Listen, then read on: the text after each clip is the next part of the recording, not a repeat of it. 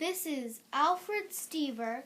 I am Addie, and the person by the camera is Sue. Alfred was born on 7/7/31, and today is December 28, 2012. He served in the Korean War, and he was an Airman Basic, and he served stateside in the Air Force. Were you drafted, or did you enlist? No, I enlisted. How did that go? How did that go? I enlisted in the first place I went was to Lackland Air Force Base in Texas for basic training for 10 weeks. And then after that I went to Keesler Air Force Base in southern Mississippi for about 6 months for basic electronics training. I was in school all that time. Where were you living at the time? I was living on the base in one of the barracks. Why did you decide to join? Well, I decided to join because I felt that it was kind of like my military duty to serve my time. Why did you pick the Air Force? Well, I picked the Air Force over the Army, and because I thought it would be more of an educational type thing. The electronics training that I had and so on, I've been able to use a lot of that all my life. Do you recall your first days in service? My first days in service were at Lackland Air Force Base in Texas. That was basic training, and that wasn't really a lot of fun, but it was all part of it, so I got through that okay. What was it like?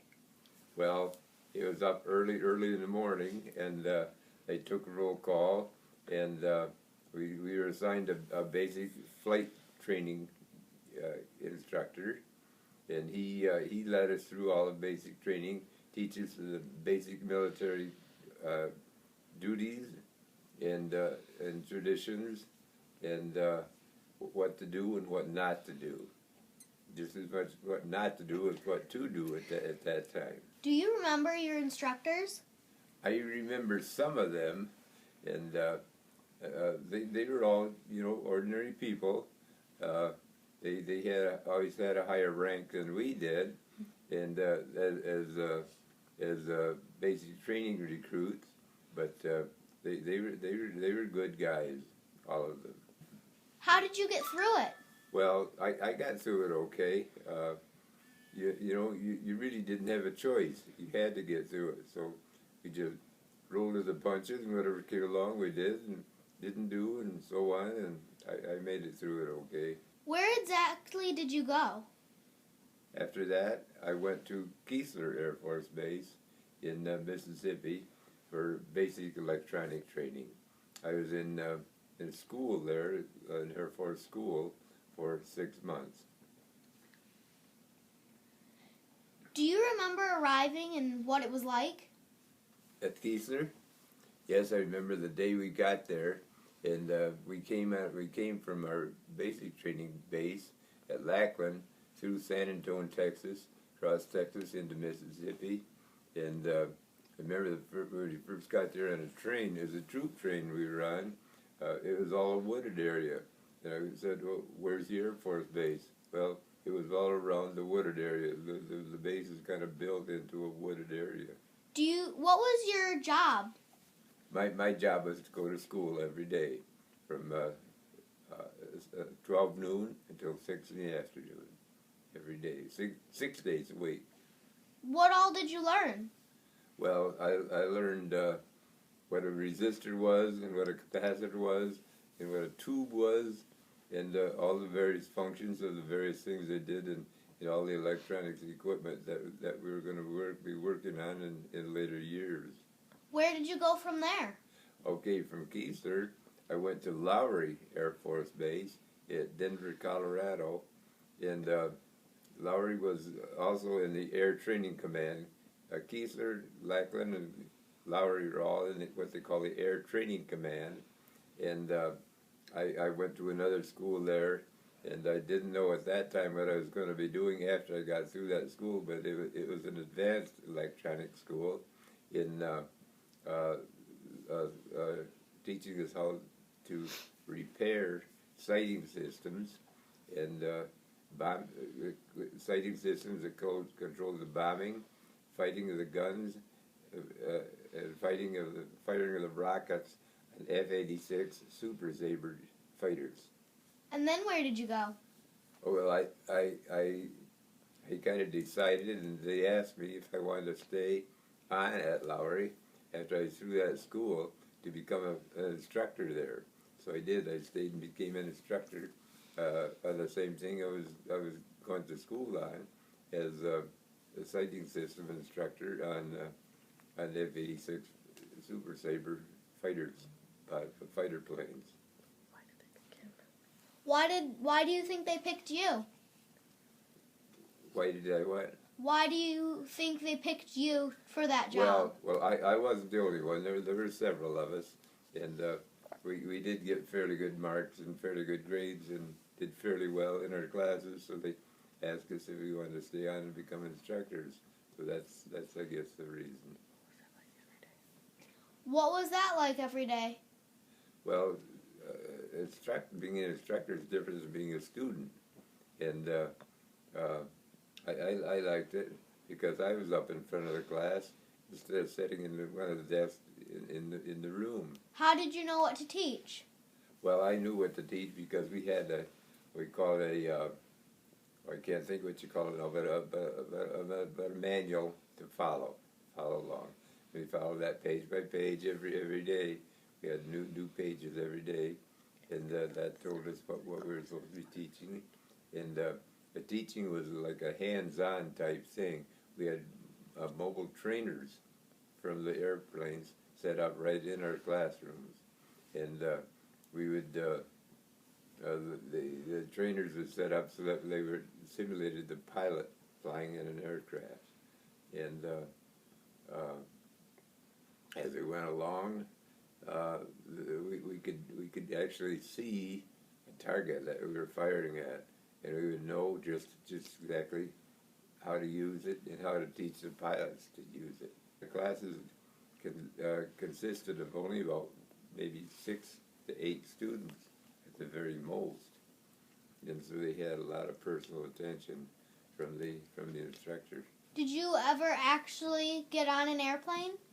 I was on an airplane one time, but I never flew one, of course. I was not a pilot, and but I was on an airplane at one time. Did you feel that you had an important job for the war? Yes. I felt that the Air Force, and I was a part of them then. Yes. Can you tell more about that? Well, being a part of it is more than just standing on the sidelines, I guess. And I had my hands right into it because I knew that the pilots that I taught, who were always officers, were pretty darn important people to fly these planes, to be able to hit their target and so on. And so that I knew that it was a very important job. How many years did you serve, and what years? I was in 4 years altogether. Yes. Tell me about a couple of your most memorable experiences. Well, I guess one of my most memorable experiences, maybe it isn't a real good one, but I was out of a clear blue sky one time. I got special orders from the higher up command to transfer from Lowry to Mobile, Alabama, and I was married to your grandmother, my wife Doris, at the time, and we were living off base in a basement apartment at the time, and another fellow was also assigned to transfer to Mobile, Alabama. And so we rented a trailer that's going to pull it behind our car rather, to transfer our few belongings to Mobile. Well, we waited for them to give us the time when we were supposed to leave, and we waited and we waited and we waited some more, and in the meantime, they had to report out the base every day anyway. But anyway, they never did tell us when to go. And so finally, a man from the base, I think his name was Lieutenant Karras, called our apartment and said, we're trying to cancel your orders. And so we waited some more. And I mean, I'm talking about days and weeks we waited. And finally, they finally canceled our orders. What I was to do in Mobile, Alabama, I have no idea what it was. All I had to go by was there was a street address to report to. No Air Force Base, nothing, just a street address. So I had no idea what I was going to do there or what it was all about. So I think that's one of my most memorable experiences. What was your military wedding like? Military what? Wedding. Wedding? Yeah, what was the military wedding like? We did have sort of a military wedding, but it wasn't a strict military wedding. I was home on leave at the time, for Christmas leave, and we were married December 28th, 1951, in our home church at St. John Lutheran Church in Capac. And so it was just kind of like an ordinary wedding. I was married in my uniform. Were you awarded any medals? I had two or three. You know what? I can't even remember just exactly what they won. I know the one was a Korean Service Medal and a good contact behavior medal, and one other one I can't remember what it was now. Did you know any other people that were serving in the family? Yes, my brother Albert was serving at the time, and at the time he was.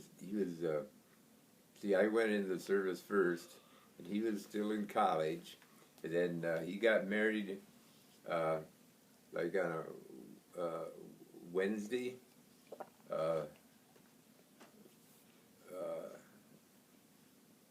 I can't remember just how it went now, but he was married one day, got drafted the next day, and left for the Army the next day. So it wasn't too long after he was married, he was gone. And anyway, he served in Korea, and he was in the Army. He was drafted in the Army. Did he see combat? Yes, he did see combat. And the only thing he ever said to me about seeing combat was, he said, you know, taking incoming mail isn't very much fun. If you know what incoming mail is, there's the mail's in the mailbox. That's bullets from the enemy. And he said taking those bullets wasn't very much fun. He never got hurt. He never got injured. Did you ever worry about him? Oh, yes. Yes, I worried about him a lot. Yes, I thought about him a lot. How did you stay in touch with your family? Oh, just by mail. Yeah, once in a great while, maybe a long-distance phone call. But you didn't make long-distance phone calls back at that time like you do nowadays. For instance, when it was Mother's Day, the first time I went in, the first year I was in Mother's Day, I tried to call home to my mother. I was going to, so I went with a whole bunch of telephones hooked up on the base outside for airmen to call home. I got over there to call, and there was a line about 3 miles long, and so I didn't even get to call my mother that day. What was the food like? Well, maybe we should talk about something else. But we lived, and it wasn't all that bad. Once in a while, they'd have chocolate milk. I just loved chocolate milk, so that kind of made up for all the bad days. Did you have to help prepare or do any other jobs on your base? Yes. Well, I was always I was in school for 6 hours at a time, at a day, and usually in the forenoon they had us doing some other things, like maybe helping load trucks or unload trucks and so on. Did you have plenty of supplies? Oh yes, we always had lots of supplies. That was never a problem.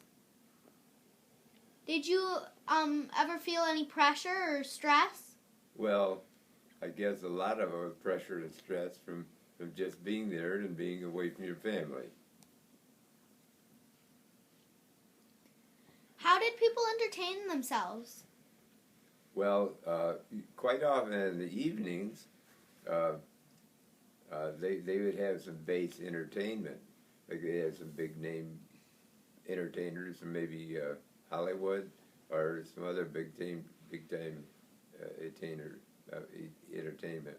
There was no television back at that time to speak of. There was a little bit here and there, but we didn't have one on the base or anything.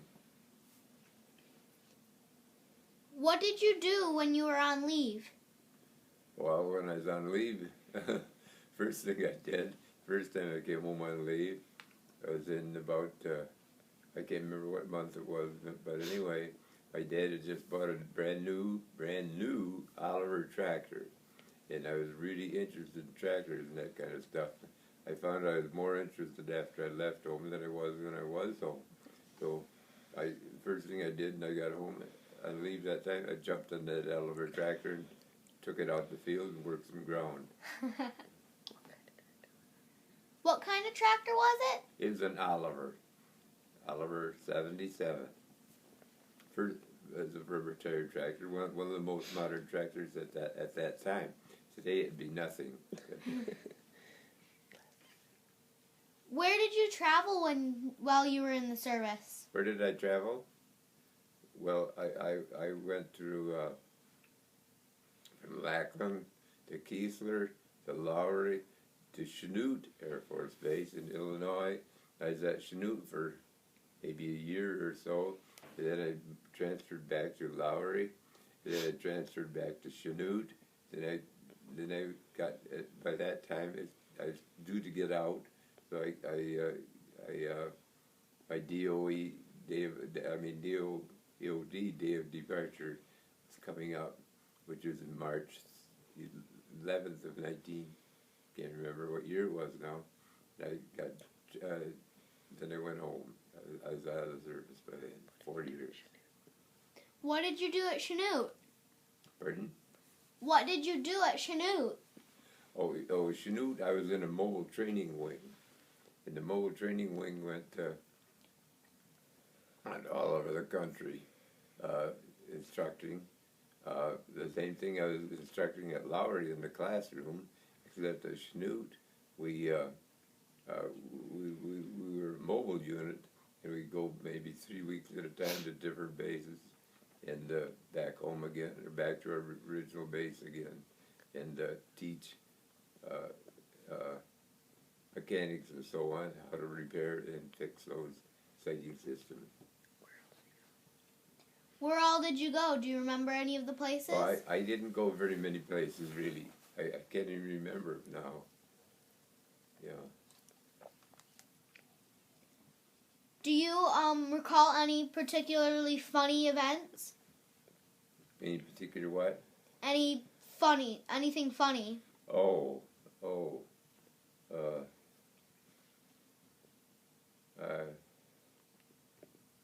I guess one of the funniest things I ever ran into was when I was coming home on leave for Christmas one time, and before Doris and I were married, the guy that I was supposed to ride home with, I had my ride all lined up. Another airman had a car on the base, and he offered to give me a ride home for X number of dollars. I can't remember how much it was now, but he took off and left without me, and that really wasn't funny, but it kind of was, because I actually found another ride home, and I got back to Michigan before he did. What do you think of your officers and fellow soldiers? Well, I thought they were all real good. I think I got along well with all of them. The only one, well, I kind of remember all of them, but maybe not remember all of them. You know, that was a long time ago. And the one guy I remember was I think he was a lieutenant, or maybe he's even up to a captain, but he was my base commander. I mean, he was my squadron commander, and he's the one that had to give me permission. I had to get permission from my squadron commander to get married at the time. Yes, I had to get permission from him to get married, and so I went in and told him what I wanted, and I didn't know what it was going to amount to. It was going to be a long, drawn-out affair, or what? And he looked up at me and he says, "You love her?" I says, "Yes." And he says, he signed a paper and he says, "Get married." Do you have anybody in particular you would call your friend? Do I what now? Do you have anybody in particular you would call your friend? Yes. His name is Jack Wolf, and he was a real good friend of mine. He was kind of like he was married. He and his wife Bertha Wolf. They both lived off base. We didn't live together or anything. We both lived off base, and we were kind of together all the time. Not all the time, but a good part of the time we were in the service, especially at Lowry. He was from Missouri. Do you recall anything about the day your service ended? Oh, the day it ended. Well, I guess I was really, really happy to get out of there. And I remember your mother and I were living in a house trailer that we had previously bought, and we at that time we were living in a house trailer off the base, and I remember hooking on the car of the house to the house trailer, headed for home in a hurry. Yeah. What did you do in the days and the weeks afterward? After I got home, then I started farming with my dad, Alfred Stuever, right on the farm we live on right now. We farmed there with them for how long? 4 years or something like that. And then they both, my mother and my father both retired, moved into Capac, and then that's when we took over the farm. We did have one little boy born while we were in the service. Dwayne, our oldest, was born when we were in Denver, Colorado, and Dwayne, of course, was living with us in the house trailer, and then we took off and went home. He was born in the Army hospital, right? Yes, he was born in an Army hospital, not an Air Force hospital, but an Army hospital. And the reason he was born in an Army hospital was because the Air Force base out at Denver did not have a hospital. So they sent all their patients to the Army hospital, which is nearby, which is Fitzsimmons Army Hospital in Denver. What was that like? Were you there? Oh yes, I was there. Yeah, I was there when, but I wasn't right there when Dwayne was born, because the fathers, their hospital is so crowded, and so many patients. None of the fathers or any of them could stay and wait. They had to go back to their apartment, and they told us that they told me, that I would be notified as soon as the baby was born.